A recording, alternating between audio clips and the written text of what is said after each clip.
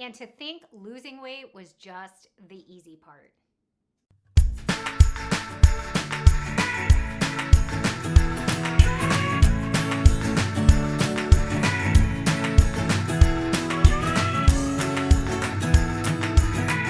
Hi, my name is Kim and welcome to my channel. Thank you so much for clicking on this video. If you are new here, hi, hello, I'm so glad to have you.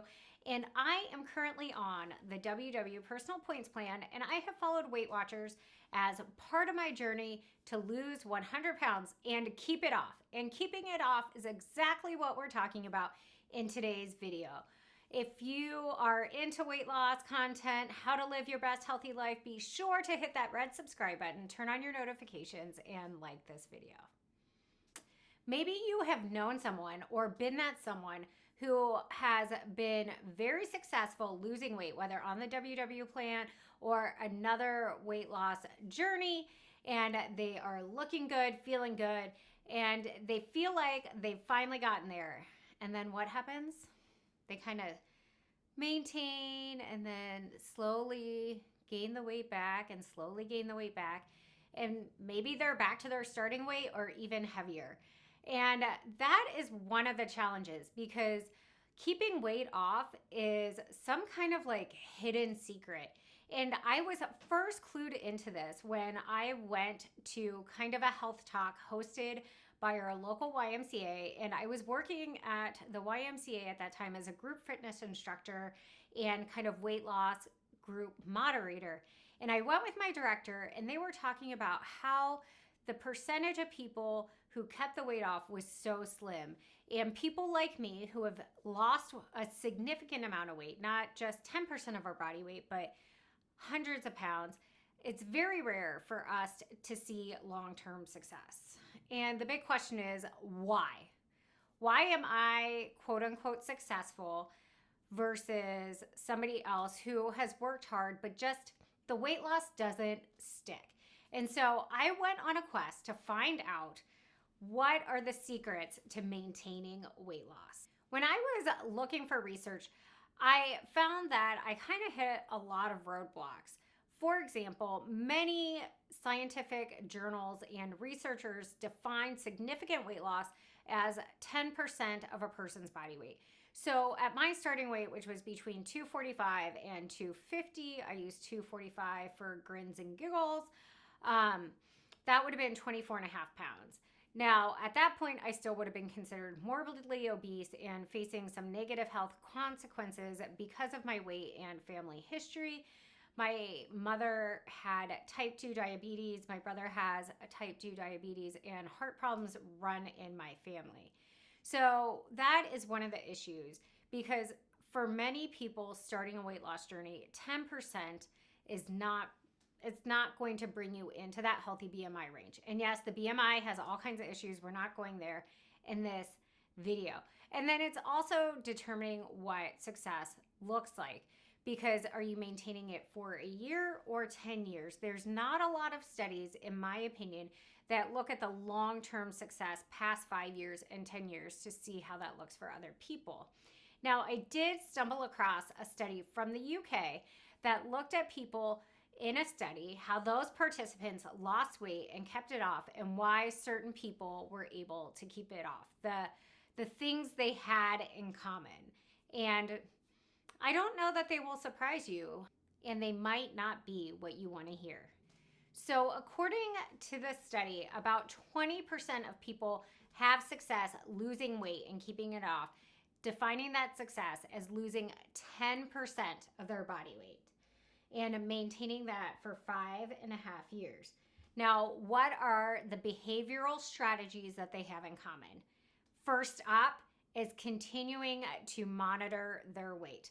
So while we would all like to stop being a quote unquote slave to the scale, the truth of the matter is you have to be checking in with yourself and on the scale to keep yourself aware of where you're at.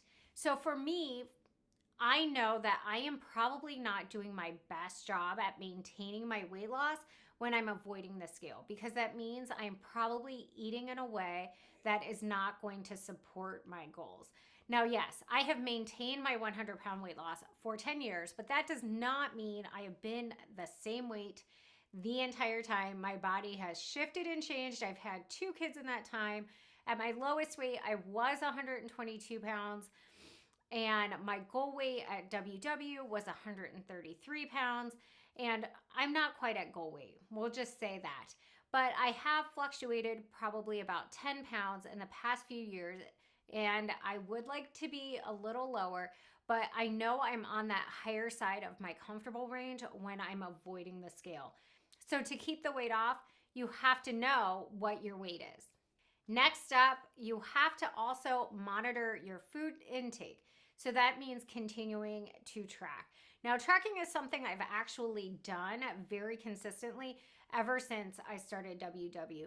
I can only remember a handful of months where I've given up tracking to see how that's gone. And honestly, maybe it's a compulsive habit, maybe it's a fear of gaining weight, but I just do feel more comfortable knowing how many calories I'm eating or knowing how many points I'm eating. Sometimes, we're going to get into this in just a little bit, it's knowing that I'm eating enough to support my goals, but sometimes it's also knowing when I need to rein it back in, because I think we slip into this idea of what is quote unquote normal, or I want to be able to eat like this. I see this person eating like this.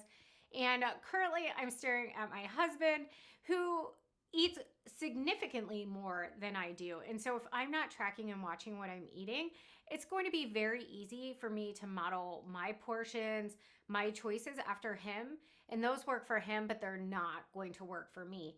So you can find different ways to track, and definitely intuitive eating is very important because we all want to learn these skills so that this is not a constant like back and forth, gain weight, lose weight, gain weight, lose weight. We want to be able to like find a homeostasis and find that consistency in lifestyle, but tracking is still very important. So the people who are able to maintain that weight loss, that 20%, also tend to eat a diet that's lower in calories and lower in fat. I know that I've mentioned in previous videos that research shows that a person who weighs the same amount of me, say you just cloned me, but the clone of me had never been overweight, she can eat more than I can because I have jacked up my metabolism. I don't know that that's the right way to put it, but we're going to put it that way for the purpose of this video. My metabolism has been affected negatively by being overweight. So I am always going to have to work harder to maintain that weight than the clone of Kim, who has never been heavier. And so I think we sometimes want to be able to slip into this maintenance eating phase that starts to chisel away at the habits we learned. But the whole point of learning the habits during the weight loss journey is so that you stick with them. So while my eating habits have kind of ebbed and flowed, I typically eat the same way. I have never reverted to my old eating habits, so to speak. I try to be mindful of what I'm putting into my body. And that typically is a diet that is lower in calories and lower in fat, kind of like that zone diet. I do follow, as I said, the WW personal points plan, which is typically lower in fat.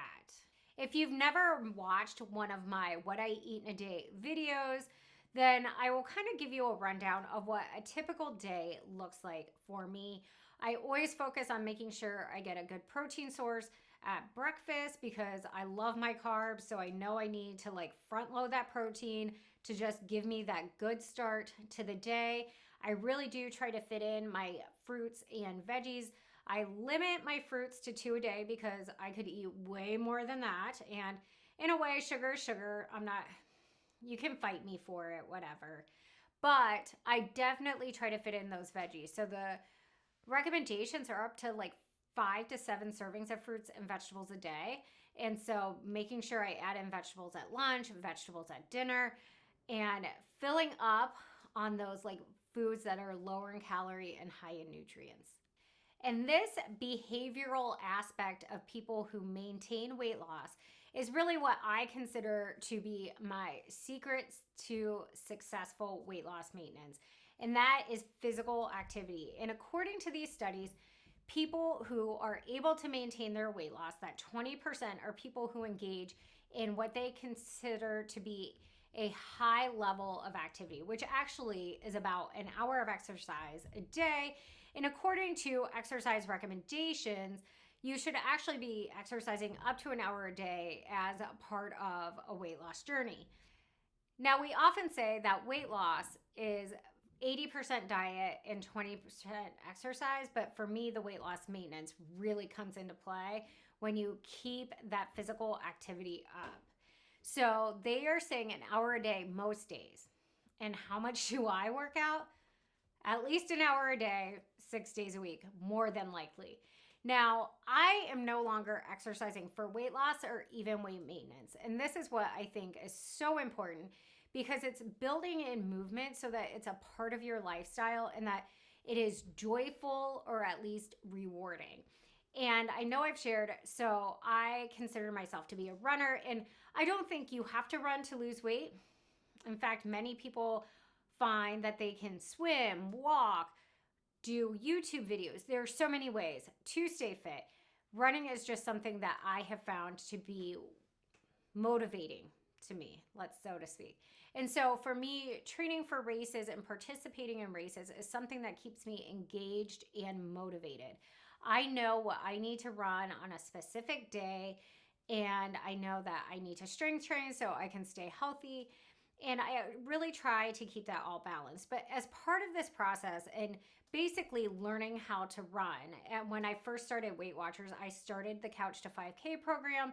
My husband joined me along for the ride. My dog Denali, who is now 13, was along for the ride. And I really started off slowly, but it built into the lifestyle and became something I loved to do. And I was able to find ways to feel successful outside of the scale. Because I was able to feel accomplished through my running goals, I was able to learn to love exercise. I know that's crazy, right? Because I spent most of my younger years hating exercise. I know I've shared, I walked the mile in high school. I was the last person. I did not want to go to an exercise class. But now, if you sent me a coupon for Orange Theory, I'd be there at 5:30 in the morning. I would. If you wanted me to go to a Pilates class with you, I would. And if you live in my area, like, hit me up. Let's go to Pilates or Yoga 6. But it is just so much a part of my life now, and that I've also made this a non-negotiable. So I know that for my best health and to be my best self, that I need to get in that movement. And it's important for my mental health, my physical health, my weight loss maintenance. And I've made that commitment to myself by signing up for races or setting other challenges, whether it's I want to walk 3 miles every day or a mile every day, just starting small with those things. But if you want to be successful at keeping the weight off, it's very important to learn how to incorporate activity into your daily life. I don't share this with you to be like, look at me, I am so awesome. Because the truth of the matter is I'm not really that special. I'm not. I mean, hopefully Mark says I am, but there are so many other people who have been able to lose weight and keep it off. But I just wanted to share with you the things that you can do now during your weight loss journey so that you can be not only successful in losing the weight, but keeping the weight off. Thank you so much for watching, and I hope that you liked this video. If you did, be sure to give it a big thumbs up, and before you go, be sure to hit that red subscribe button and turn on your notifications. And until next time, do something you love.